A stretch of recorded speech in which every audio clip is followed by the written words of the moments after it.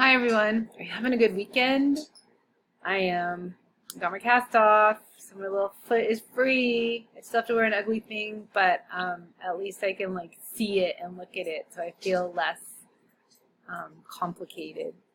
So I hope you liked Abby. I hope that was really interesting, and I hope some of you reached out to her in terms of work and stuff. But I also hope that you're going to think about her in terms of like mentorship or guidance, because I sincerely believe that she would be delighted to be that person if need be.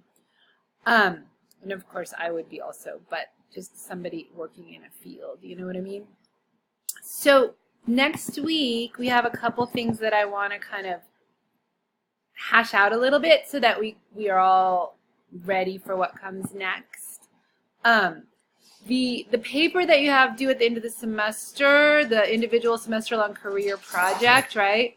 You're going to research 3 careers that you choose, and then you're going to interview people in those careers. So that proposal, which is listed right here, is 5% of your final grade, and that's supposed to be due this Thursday the 19th. But I'm going to move it to the 24th, which is a week from Tuesday, so you have a little bit more than a week to think about that. But I need you to start thinking about it. So what I want you to do is I want you to bring questions to class on Tuesday about this project and then the portfolio project, okay? And the portfolio is going to include a few different things, and one of them is your mission statement. So the mission statement that we worked on, or, you know, a personal mission statement, the thing that we worked on in class where you brought in a draft, I want you to be able to modify that a little bit, and then that's a part of your portfolio. So you've already started. So just keep that in mind. And then as we work through the resume workshop and as we start building out resumes, that's part of it as well.